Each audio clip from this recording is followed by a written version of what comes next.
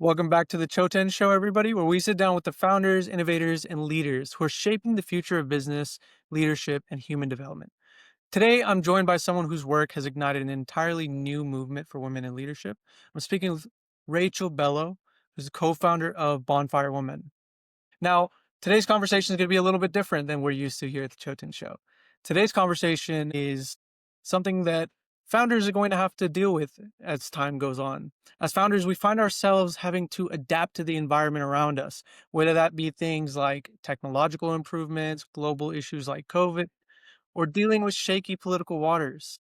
Today, we're speaking to Rachel about her experience as a founder dealing with the changes under the Trump administration. Rachel, I'm so excited to hear you out on this one. Welcome to the show. Thank you. Really honored to be here. Thanks. Amazing. So tell us first, let's tell us a little bit about Bonfire Women, and then we'll jump into the conversation about dealing with all of the political thing. So this is Bonfire. My co-founder, longtime business partner, Suzanne Mushin, and I. This is our sixth company. We founded it in 2019. We had sold a previous company, and then we were consulting, and then really, it was on the heels of the Me Too movement where it was all about litigation and blame, and we were like, that's fine, that's great, retribution is fine, but then what are we gonna do with this opening? Like, what are women now that you've gotten some form of retribution, now what are you gonna do with it? And Suzanne and I had been very successful founders for many years. And we thought, you know what? Let's ourselves make a leadership curriculum. It will not look like anybody else's leadership curriculum. It's what we know about success. And let's make an enterprise model where we charge companies to send us cohorts of 100 women at a time. And we will put them through a 6-month program of leadership development that's basically not doing what everybody else is doing, but trusting yourself and being a badass and being the badass that you are in there before you were trained not to be and to behave like everybody else. And so we had this curriculum, and I taught a big piece of it on the nature of influence. And we were really successful.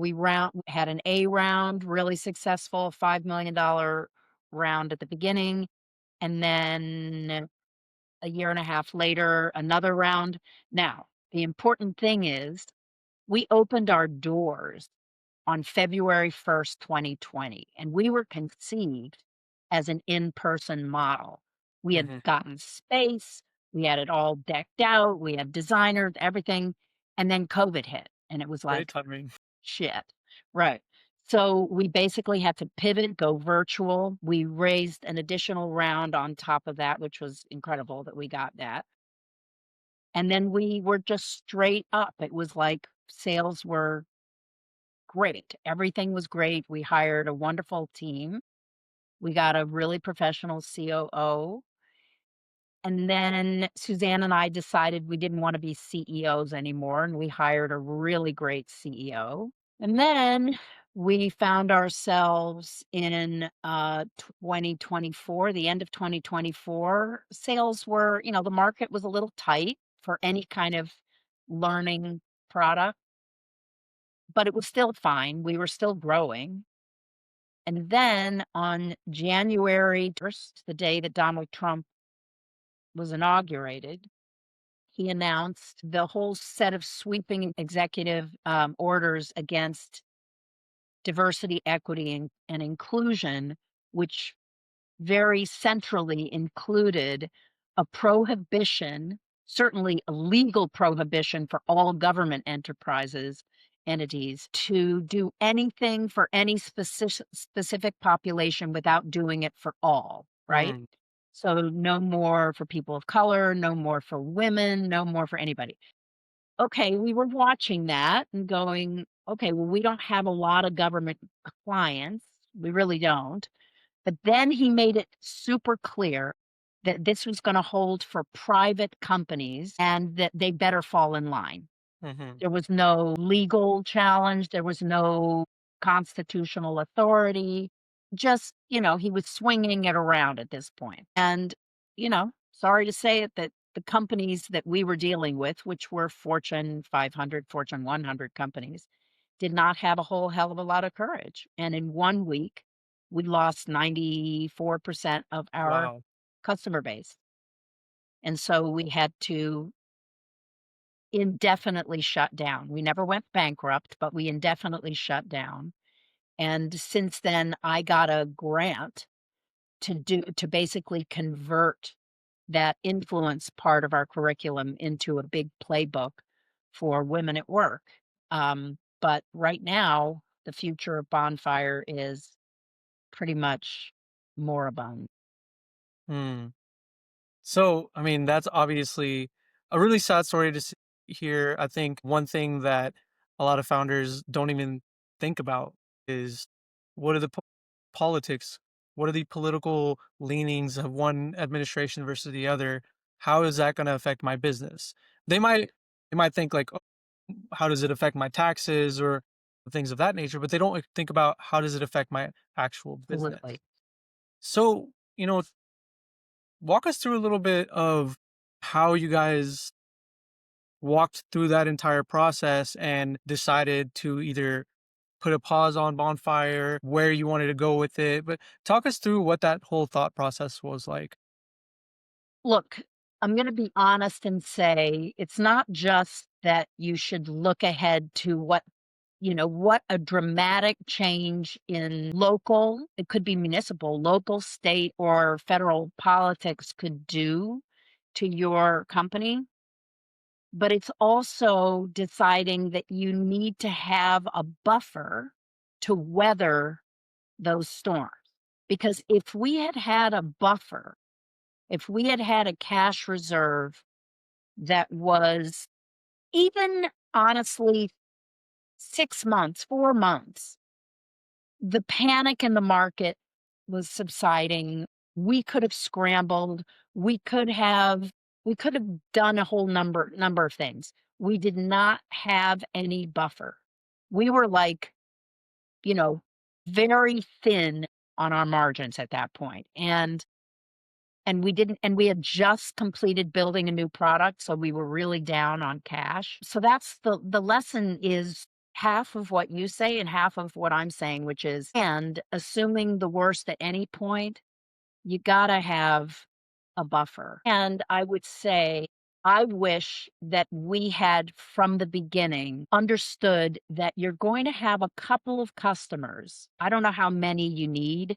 For us, it could have been 4 key customers that if you create a strong enough relationship with those few customers, they will carry you through the hard times. Hmm. And some of our customers really were very, very good about forgiving certain debt, but we didn't have that anchor set of customers that were gonna go, "We got you. We got you, and we're gonna do this together." Hmm. And I just think everybody was so scared at the beginning. It was crazy. Yeah. Everybody was scared. Yeah, absolutely. There is a tendency to overreact and Yes. overcorrect. And I really think, that really is what it was. It was like there's this notion that, oh, things have gone too far left. So there's this crazy overcorrection to the other side. And that's what causes issues like that. Yes. It's unstable political atmosphere, things like I will also say that, and I knew this from the beginning when we founded the company. I knew that there was a sort of spiritual collision course between the message that we were giving our cohorts of women, which was, you can change the culture of your company. It doesn't have to be this way. You can work in a different way. You can work like a woman. You can da da da da da. Okay. And yet they weren't paying us for what they were getting. Their bosses, their company were Mhm, paying. So there was this weird thing about we were giving this pretty subversive message to our users, but our payors, our customers, were basically when we would talk to them, we would say truthfully, look, you've got a broken rung on your leadership ladder, and you've got plenty of women that you're hiring here, but they fall off right here, and it's very well documented. The data are out there. You need to fix this. You want to fix this because companies that have more women at the top have a higher profit margin. It's just well documented. So you want this, and they were like, "Yeah, yeah, we want this, we want this." So we were basically using the language that this was in your best interest. And then we turned to the women and said, "Now go kick their ass. Go change the system." Right? And so when the time came and the system ran scared, the women were like, "You guys, we're not paying. It's not ours." We didn't have a retail model. Yeah. Yeah. So I would just say that the lesson, just extrapolating that so that anybody out there might do it, is just be very careful about any discrepancy. It's not that you can't do it, but be very mindful of any discrepancy between the message you're making to your users and the message you're making to your payors, to who's paying you. Yeah, that's a really incredible, um, perspective to have. I wanna talk about these DEI programs and sort of the importance that they have. Now, I understand the need for them. I also understand why some people I might do be too. against them. So, how do we find that balance to make sure that these DEI programs that we're instilling into the companies are good, but are also not alienating others? I think that's a great question. I mean, I really do want to acknowledge that the DEI, maybe not the DEI agenda, but a lot of the DEI programs and a lot of the DEI policies, they were created in fear. They were created post George Floyd, and they were created in fear. And while they may have had a sound footing on social equity and what we understand about meritocracy, because that's the irony, is like, if you want to talk about merit, you have to take into account the fact that people are coming in from all different angles. And it's not about equality, it's about equity, meaning there are people who are starting behind the starting line, and they deserve a chance to catch up, and all the principles of DEI were right. Mhm. But there was, I mean, I saw it, like, a lot of the programs were like, "Really? You're gonna have your 4th DEI training center for everyone?" It was creating a level of hostility and eye rolling that was like a fire waiting to explode.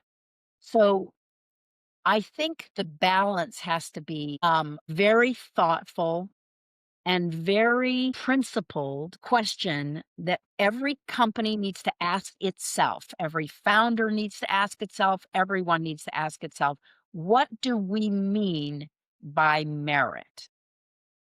Okay. And and we have to acknowledge that there's bias. We love hiring people like ourselves. When we see someone in an interview that's like, "Oh man, you are me 20 years ago, dude, this is Mhm. you are me," you're gonna get hired. Yep. And that creates a culture of sameness, and that really stifles innovation. It just does. Mhm. And there is a challenge. It's challenging to have a culture where you've got lots of diverse people from lots of different places, but it's also really cool. So defining merit carefully and thoughtfully, and getting people from the beginning of your company, like day one, getting someone whose eye is on talent, not like an HR hack, sorry, but not like compliance people and people that you want to run from at the end of the day, but people you want to hang out with who are as thoughtful as the engineers, as brilliant as the researchers on your team, or, the product people, but they think about talent, and they think about where to find it, what it looks like, what rocks to find them under that others might not be looking at, what criteria, how we compensate, what success looks like. How do we value success? You know what? I mean, the talent calibration system, which is a term that means in corporate America, how we compensate talent, what success, the 9 box, like you do this, you get this salary, has not been changed for 100 years. Wow. 100 years. So you need to get somebody, at least in your founding brain trust, who is like, let's really take a fresh look at talent. Let's take a fresh look at our culture. What do we want on the human level? And it's even more important in an AI world to go, okay, cool. Like AI can make all of this easier, faster, cheaper, everything. Now, what part of what we're doing is only human? Only human.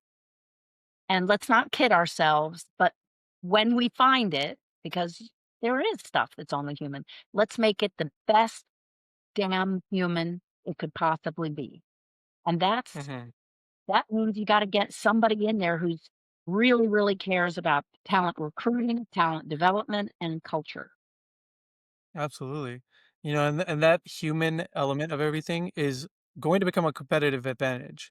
With this ever-growing AI reliance, and it's gonna come down to, okay, well, all these other companies, they just throw your information into an AI. The humans in our business are gonna be the a competitive advantage in a lot of businesses with the advent of AI. I will say, I can't name names, I can't name companies, but my daughter works for one of the planet's two biggest AI companies.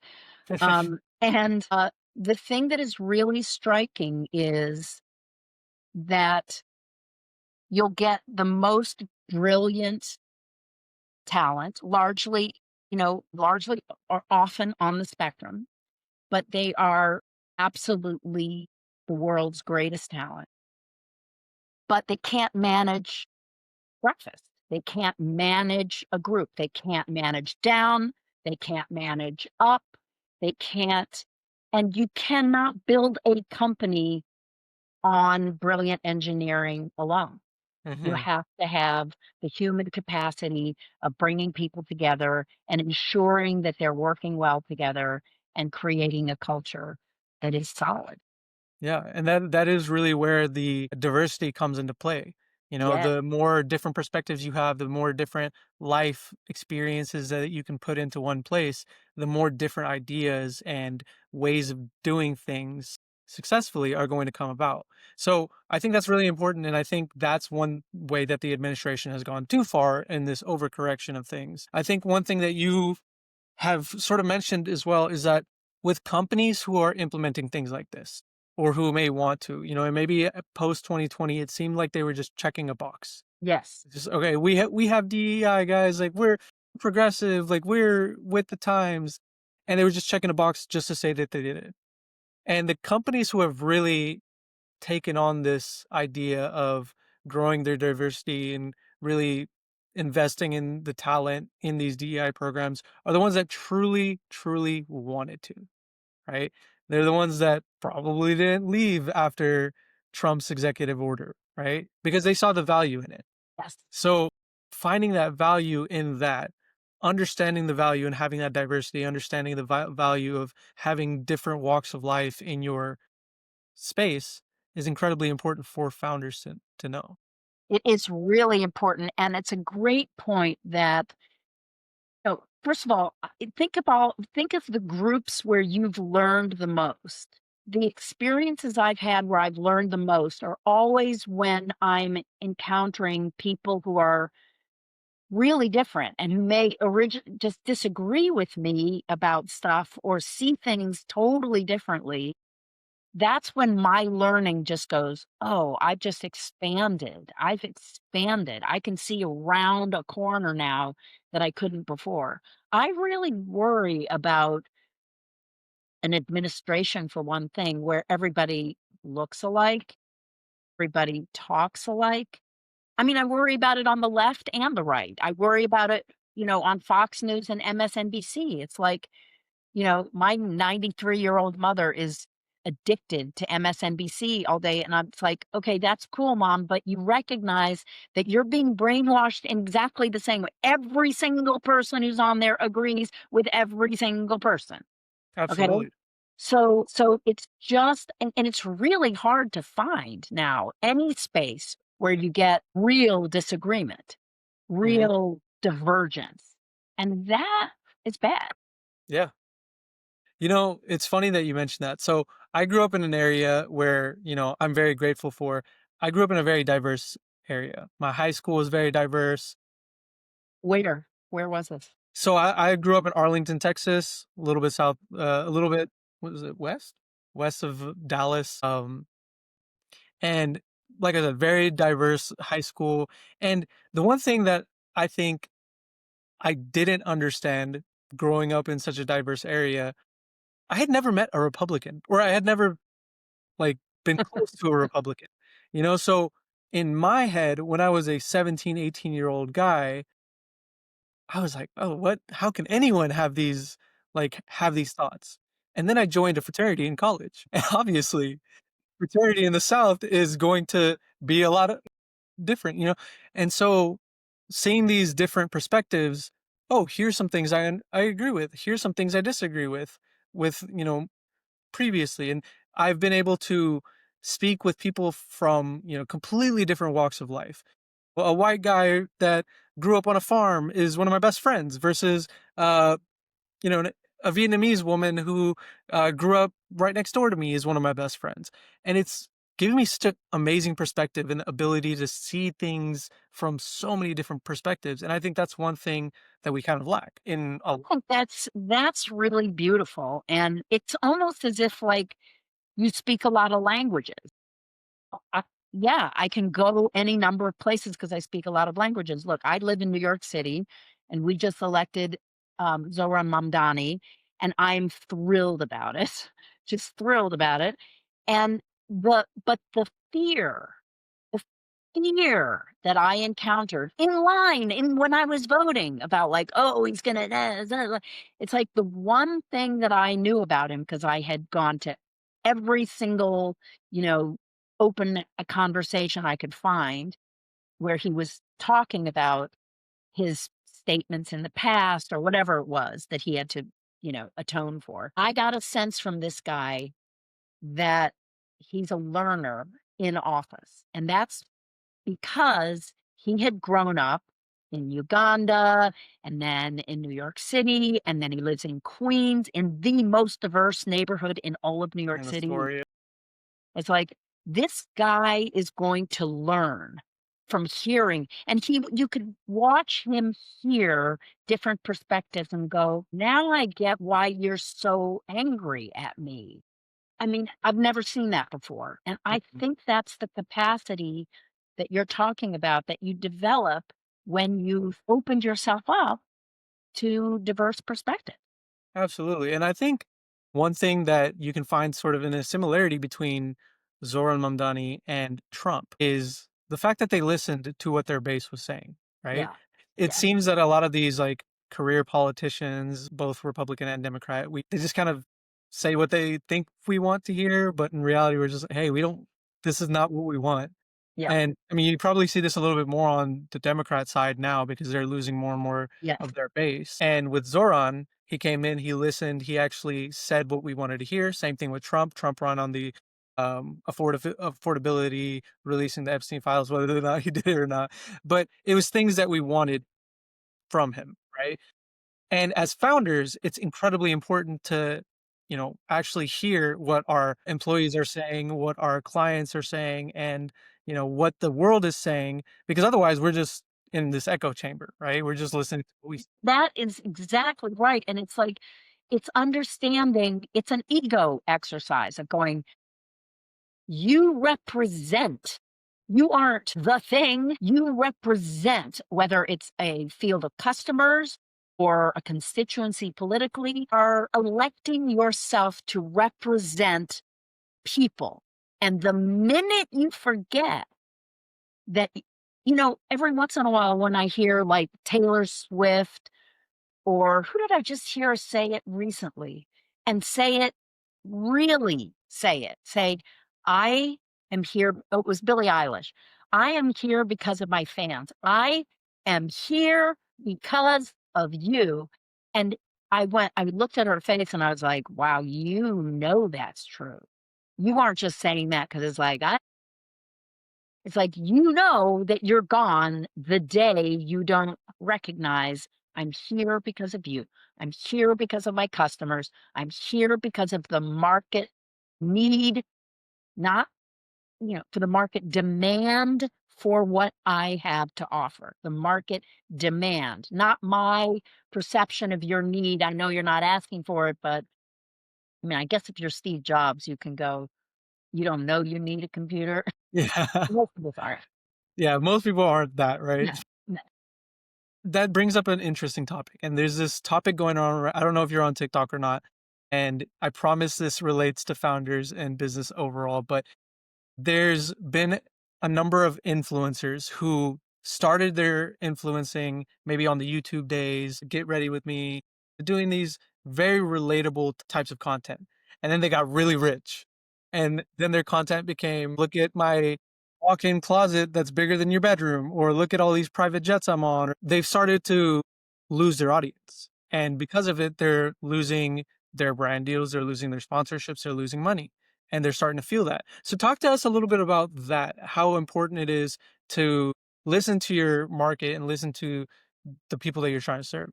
You know, this issue of relatability and authenticity, and, it's such an overused phrase, and yet, and I'm gonna introduce something that I don't normally, which is the distinction between men and women. So, especially for women founders, there is a demand of likability and relatability that is not put on men in the same way. It's like, "Don't you be a bitch," Mhm, or you have to play a certain way. I've always thought that the real trick of authenticity and relatability, like, if you think about the queen of authenticity is Oprah, okay? It's just a natural gift. It is like it's a simultaneous translation, whereas I am connected to myself in an authentic way. Because people can tell when you say you're liking something and you don't, or when you say you don't like something but you really do. People can smell it.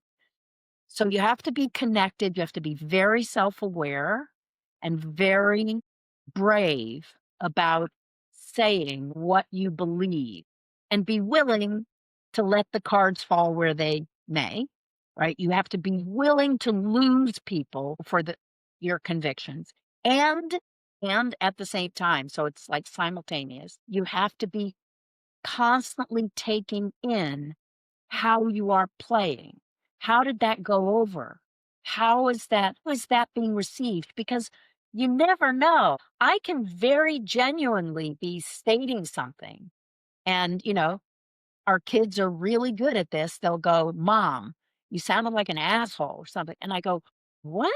I did?" And I really listen. It's like, "I did, I did. I had no idea."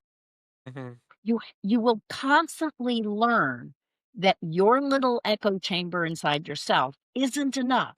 It's the first thing, it's the most important thing, but then it's not enough. You have to be listening to how that plays in the world. So you're talking about influencers. I've noticed just in the last week that Bethany Frankel, whom I don't, she's got a massive following.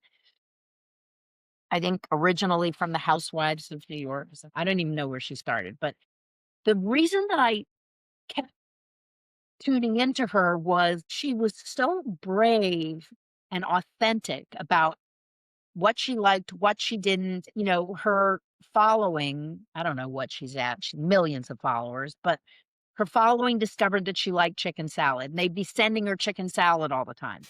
And she didn't mess around. She'd, like, taste it and just go, "This sucks. Ugh, this is shit. No, don't. No, no, don't." Okay, and then she would go, "Oh, no, this is good. This is good." Okay. Suddenly, and I think it's because I mean, every once in a while, she would do a sponsored thing where she would go but she would tell you. Suddenly, she moves to Florida. She starts showing her unbelievable house, and it's like, I don't wanna see that. I don't see that." And then all of a sudden, it's all product all the time. Even Mm, when she's not saying it, it's just like, "I know you're hawking this product. yeah. Stop." And it's like I unfollowed, and I've been watching. I've been watching the unfollowing. Mhm. Yeah. So how, as a founder, do you sort of toe the line between staying authentic to yourself and listening to what the audience or your customers or anyone else has to You know, say? my biggest piece of advice to any founder on all topics, including this one, is for the love of God, get yourself a partner. Get yourself a business partner whose talents complement yours. Don't get too much of an overlap. There can be some, but where there has to be complete alignment is the way you view the world. This is how we see the world. But my talents go this way, my talents go that way.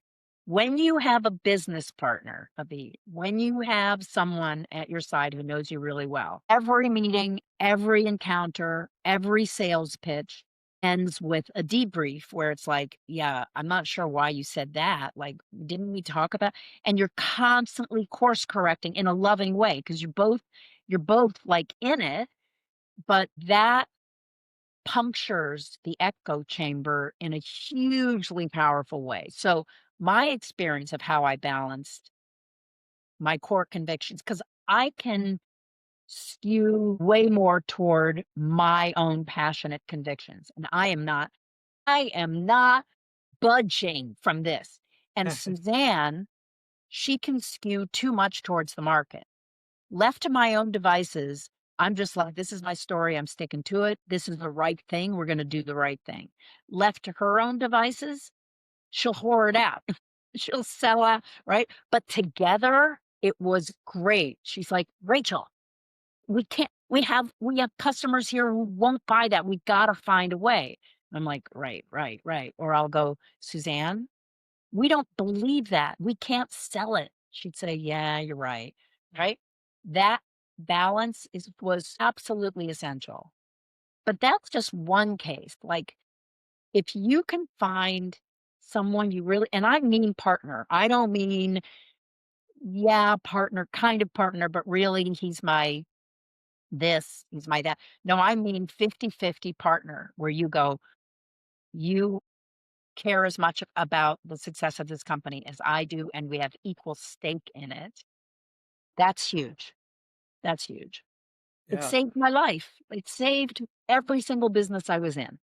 I think there's a very big thing about 1 plus 1 equals 3. Yes. You don't think about that. A lot of founders, solopreneurs, they think, "Oh, if I give someone that 50%, well, that's 50% less for me," you know?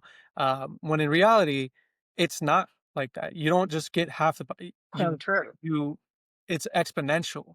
It is exponential. And I'll tell you, in a sales pitch, this is completely contagious. And we knew it.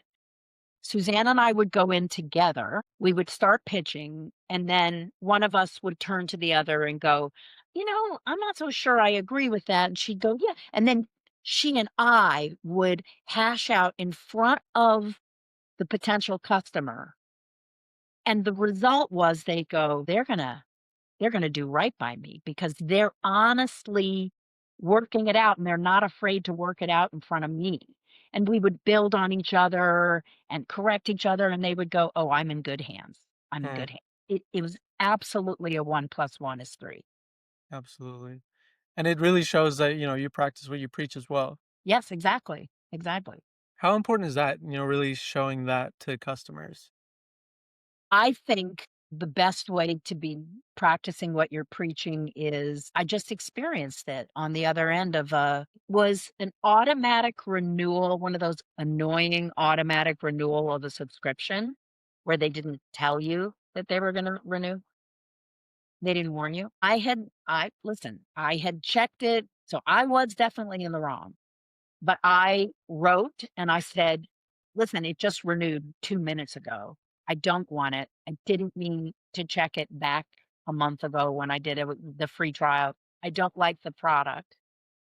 And not only did they get right back to me, but I get this call on my cell phone immediately. I'm like, I don't know anybody in Pennsylvania."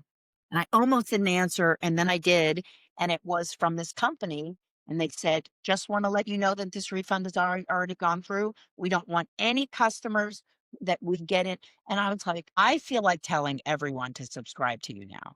Now I Mm, wanna subscribe to you." It's like, if you can be that human, talk about human and AI, like human. It wasn't just that I was getting my money back, it was that you were really concerned. And you said, don't want customers who are reluctant mhm. to buy. Yeah, absolutely. Yeah. That's also a really important thing, you want your customers to be excited about working with you, right? You don't want them to be reluctant. Even though Yeah, you think maybe, "Oh, I'll prove myself," or you want them to be excited because the more excited they are, they're way more likely to forgive your mistakes.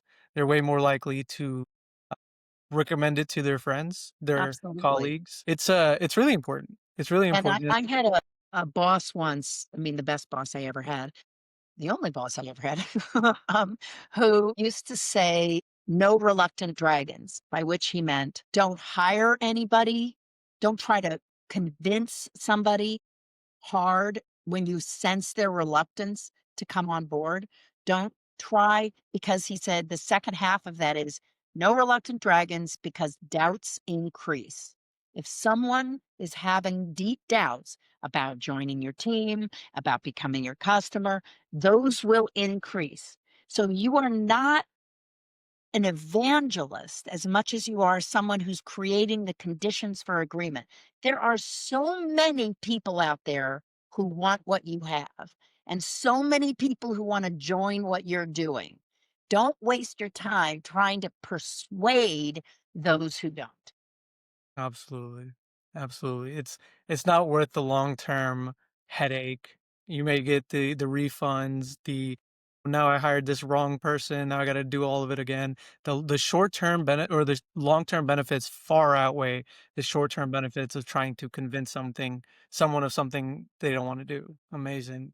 Amazing. So, you know, I wanna speak a little bit about AI. So we've talked about, what's really important for founders to do, how to sort of navigate political waters. I want to talk to you about how you guys have been able to navigate the AI wave.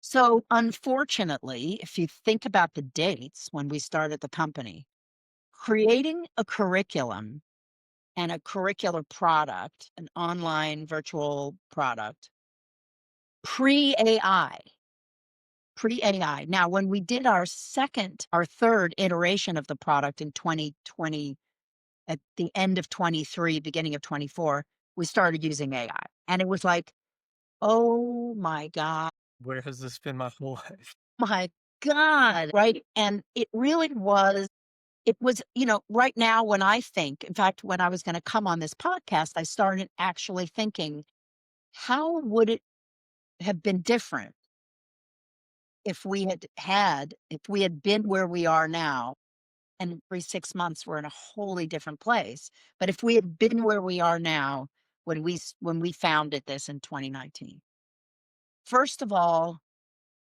we would have had a beautiful product out of the gate Mm, instead of 2.5 years later.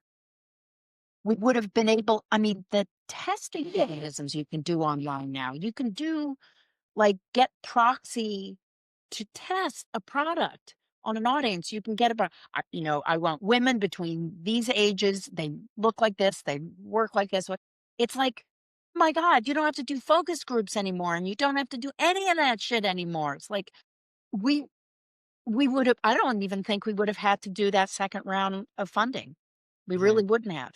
We would have been up and running and skating on our own skates way sooner. I mean, it would have transformed everything. It really would have. Right. I do think that the core of what we were talking about, which is leadership, what it is like to lead, that's still as a talent. I mean, you can get tips from AI, you can get a checklist from AI, but leadership and getting better as a leader, that's still so human. Absolutely. You can't get better as a leader until you actually lead. Yeah, You can't exactly. lead an AI. You can Yep. tell an AI what to do, but you can't lead an Yeah. AI. Yeah. Yeah. That's very true. Yeah. Yeah. I think, one of the things that AI has improved, for a lot of people is the ability to start. Now, obviously, when you're a solo entrepreneur, there's so many people out there. There's so many people out there that are supremely talented at what they do, but they're stuck working a corporate job or a 9 to 5 or whatever the case because they don't know the business side of things. They don't know how to uh, do the admin work. They don't know the manual tasks. They don't understand these different business aspects of running a business. They really like, for example, a painter who's really talented at painting. They don't know how to market themselves or Right. sell Right. on Etsy or whatever the case may be, right? How do I do taxes? And AI has helped out with so much of that that it's allowing people who may not have this business acumen to start. That is so true. And I think it takes the big thing is because it's not as if that painter doesn't have the capacity to ask those questions 10 years ago of people who know marketing. AI takes the shame away. You can ask the most Yeah. dumb questions and there's no shame. And when there's no shame in a learning environment, man, you can learn really quickly. Yeah. Yeah, absolutely. You can learn really quickly and it saves so much time Yeah. that would normally be spent on this minutia actually providing value to people. You know, the more the more time you have to focus on your paintings, the more paintings you can do, or the Yes. better your paintings can get. If you're a chiropractor, the more backs you can crack, right? Yeah. You don't have to worry about all of this minutia. So it's given us a very good environment for people to start from going, the ones who are going from 0 to 1. And I also think it sort of creates a lot more competition, you I know? think that'll be interesting to watch. I think right now the conversation is so much about the threats and the replacements and stuff, but I we just haven't even begun to see the upside. I mean, we have begun to see the upside. I think we need to I think that companies need to find a new way of frame I think society needs to find a new way of framing AI so that it's not this foreign interloper that's going to replace jobs, replace functions that where we get our dignity and our sense of work. Nobody is really making the effort right now to frame the advent of AI as anything except a tsunami that you hope you survive. Mhm, You know? I mean, it kind of reminds me of the advent of the internet, which I was around for, and it was the same kind of thing, except that it was much slower drip, so it wasn't quite as scary. But it had the same thing of like, what is this?" And nobody was really framing because nobody really could grasp it. It was too mhm. big. Like, this is good, and this could be good, and this is what it means for us. This is what it means for you. This is what it means to be human. It's okay. It's okay. I don't nobody's framing it that way. Yeah. Yeah, that's a good point, and I like that you brought up the internet because I say this all the time. I think there's 3 things that are very similar even though they're different. One was the internet, the advent of the internet. If you didn't get on top of the internet, you were going to be left behind, no ifs, ands, or buts. Yeah, there was a dot-com bubble, it burst, but if you weren't online, you were left behind. 2, social media. Social media has changed so much. Think about all of the businesses that have been created simply because of TikTok. Just TikTok Shop has created this almost entirely new e-commerce world, Yes. products we've never heard of, and now the introduction of AI. Yeah. It's all 3 of those things. If you weren't on the internet, you're left behind. If you're not on social media, you're left behind. If you're not gonna implement AI in some form or fashion, you're gonna be left behind. Yeah, and we've got the first generation coming up who is, adaptive. They're native. They're gonna be native to all 3 of those Mhm. functions. Yeah. You know, it's interesting you say that because 'cause I'm in this generation where I didn't grow up with social media, but I'm young enough to be native to social media in a sense, right?